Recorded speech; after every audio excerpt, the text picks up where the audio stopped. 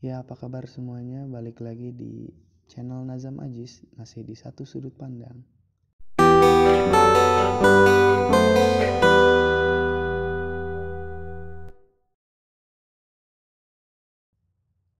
Kenapa ngomongnya agak pelan? Karena udah malam juga ya. Dan ini spontan, gue ambil kamera terus rekam karena takut lupa gitu apa yang mau gue sampaikan. Gue pengen ngebahas dan pengen curhat tentang masalah bodo amat. Ya siapa sih yang gak pernah gitu ngedenger di telinganya kata bodo amat. Semua orang kayaknya pasti pernah mengeluarkan kata-kata bodo amat gitu. Entah apa yang ada di pikirannya pokoknya keluar gitu. Di saat momen ada orang yang ngehina atau ada orang yang ngecaci gitu kan, ya pasti keluarnya bodo amat gitu kan. Ya berangkat dari hal itu sih gue pengen sedikit ngebahas sepenting apa kita bersikap bodo amat ya. Pernah gak sih lu ngerasa saat lu ngelakuin sesuatu gitu, apapun itu, dimanapun itu, terus orang lain itu kayak yang gak suka gitu, komen gitu kan, ya ngehujat gitu kan. Pernah gak sih ngerasain momen seperti itu? Gue sih masih inget SMA ya, masa-masa SMA gue kan sering aktif tuh di kelas. Kalau misalkan ada pelajaran apapun, gue mencoba untuk mengerti dengan cara gue, yaitu kalau misalkan gue gak ngerti pelajarannya, kalau guru suruh ke depan untuk sekedar cuman coba gimana yang ngerinya, gue ke depan. Terus waktu itu guru gue nyuruh gue untuk ngisi soal gitu. Nah gue isi, ternyata gue nggak bisa. Akhirnya orang yang di belakang, anak-anak siswa yang lain tuh ngomong, kalau nggak bisa nggak usah deh sok-sokan ke depan. Lah kan gue ke depan karena gue nggak bisa, gue pengen bisa gitu kan. Akhirnya gue tekad di pikiran gue tuh ya udah bodo amat. Nah kadang secara nggak sadar juga kita ngeluarin kata-kata bodo amat ya karena mungkin ada selentingan yang julidin kita, itu akhirnya kita ngomong bodo amat. Nah terus kenapa sih kita harus bodo amat ke orang yang nyinyir gitu? Sepenting apakah bodo amat itu? Kenapa penting? Karena ya kita nggak ada gunanya juga kalau misalkan kita menggubris orang yang nyinyir sama kita.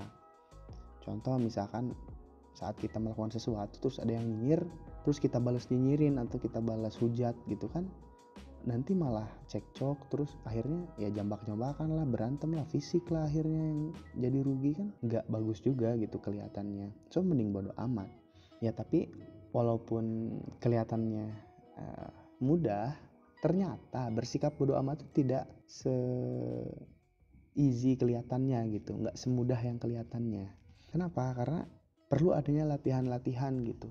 Ya orang bisa aja sih ngomong bodo amat, gak bakal gue dengerin lah bodo amat ya, tapi kan mungkin kepikiran lah di otaknya, hatinya gak tenang lah gitu kan karena dinyinyirin tadi ya. Jadi perlu latihan dalam bersikap bodo amat kayak gitu. Maksudnya apa? Maksudnya pikiran kita itu perlu mindset kita di treatment lah gitu, harus dilatih untuk don't fucking care sama orang-orang yang emang gak suka sama kita. Kalau misalkan ujung-ujung kita bodo amat, ngomong bodo amat, ya hati tetap nyut-nyutan sih gitu. Ya makanya harus dilatih, harus ada treatment khusus. Contohnya kayak dari awal harus siapin dulu, apapun yang kita lakukan pasti ada resiko orang tidak menyukai gitu. Apapun yang kita lakuin pasti aja ada orang yang nyinyir. So mulai dari sebelum kita melakukan itu harus ada ada sugesti dulu tuh di pikiran kita tuh.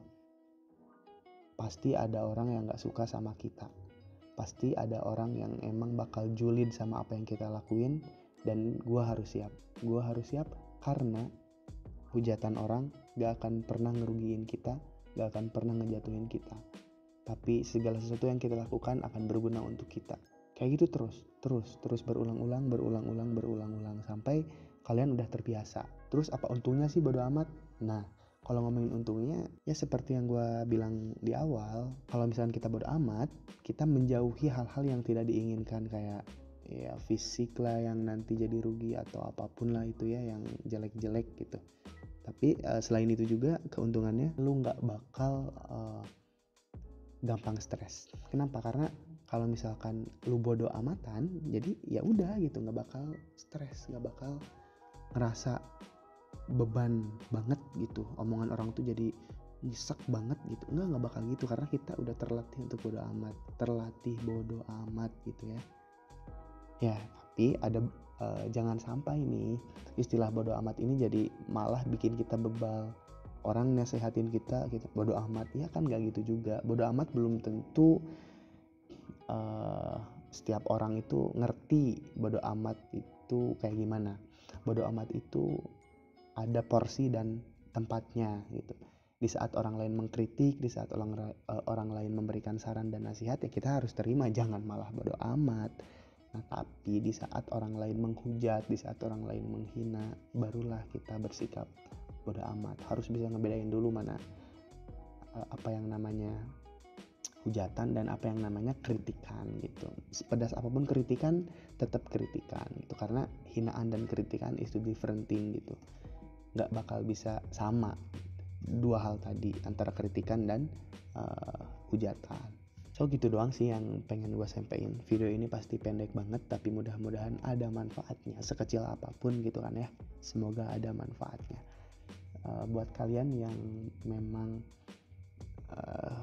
pernah ngerasain hal seperti ini, tetap berjuang, tetap menjadi orang yang bodo amat terhadap cacian orang, tapi aware terhadap segala sesuatu yang memang kenapa sih orang lain bisa ngejulidin, karena kan gak mungkin dong orang lain itu julid, orang lain itu ngehina misalkan, kalau memang gak ada sebabnya. Ya kulusain sababun, apapun sebabnya ya gue gak tahu apakah memang pada dasarnya dia punya gen julid, ya kan nggak tahu gitu.